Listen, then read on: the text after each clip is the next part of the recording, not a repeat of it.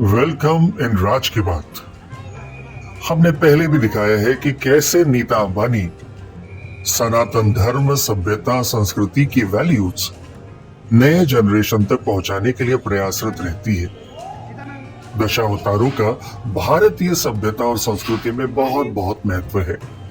अनंत अंबानी के शादी के उपलक्ष्य में नीता अंबानी कल्चरल सेंटर में इसका निर्माण किया गया। भगवान विष्णु के दशावतारों का बहुत बहुत महत्व है। हिंदू धर्म और उसके विद्वानों के अनुसार जब जब धरती पे अधर्म होता है तो विष्णु अवतार लेते हैं। यही अवतार लेकर वे पुनः सृष्टि पे धर्म की स्थापना करते हैं। इसी बात को ध्यान रखते हुए मैंने नीता अंबानी कल्चरल सेंटर में दशावतारों पर शो बनाया है, जिसे आप देख सकते हैं हिंदी और इंग्लिश में। I invite people from Mumbai and all over India to come and enjoy this once in a lifetime experience. तो नीता जी ने इस शो को देखने के लिए आप सबको निमंत्रण दिया है। आप सभी भी नीता अंबानी कल्चरल सेंटर में जाकर के इस शो का आनंद ले सकते हैं।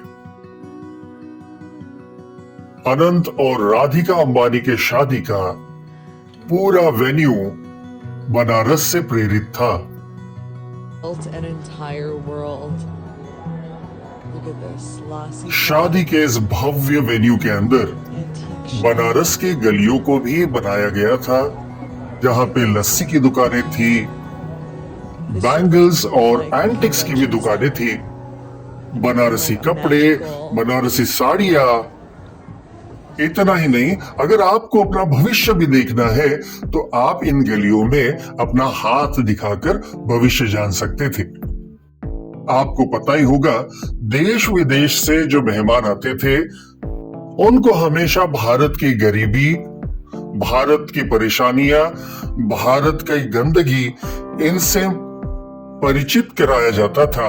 लेकिन भारत की भव्यता, गौरवशाली परंपराएं, रिच हेरिटेज, ये सब कुछ अंबानीज ने भारत को भिखारियों का देश कहने वाले विदेशी मेहमानों को दिखा दिया। राहुल गांधी जी ने और कांग्रेस के कई लोगों ने इसको लेकर के बहुत ज्यादा क्रिटिसाइज भी किया कि अंबानीज ने 5,000 करोड़ खर्चा कर दिया।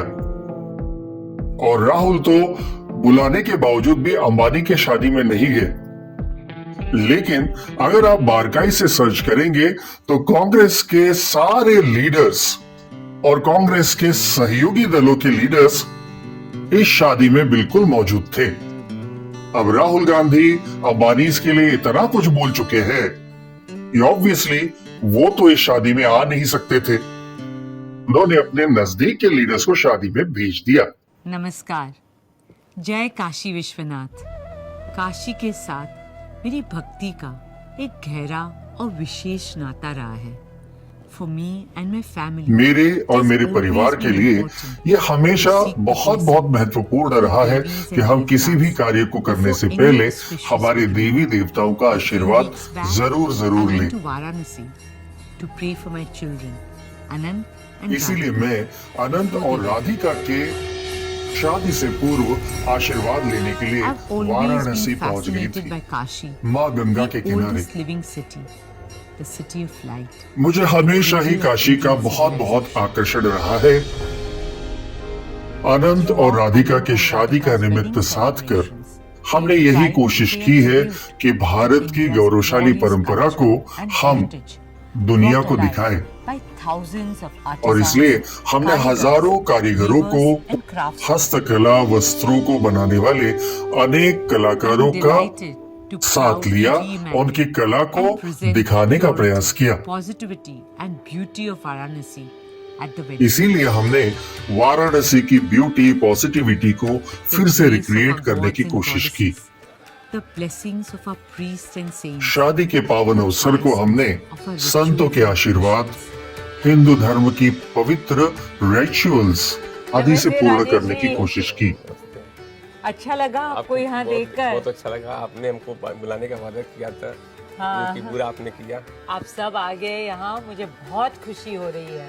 नीता जी ने बनारस के चाट बनाने वालों के स्टॉल्स भी शादी में लगा दिए। गंगा किनारे पर बजने वाली शहनाई की वो धुन जो हर शादी को मंगलमय बना देती है, और वही शांति, भक्ति भाव और आनंद जो मैंने काशी में महसूस किया।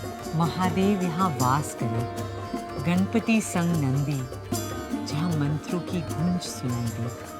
पावन है ये नगरी, काशी नगरी। ये लंबे समय चलने वाला शादी का उत्सव एक धर्मोत्सव था। मुंबई में बनारस की प्रतिकृति तो खड़ी कर दी गई, लेकिन ये बनारसी पान के सिवा अधूरी थी। तो नीता जी ने जैसे चाट वाला, शहनाई वाला, ये सब निमंत्रण देके बुला लिए, ऐसे ही बनारसी पान वाला भी शादी में पहुंच गया। लीजिए बनारसी पान। वीडियो पसंद आया है तो लाइक, शेयर, सब्सक्राइब तो बनता ही है।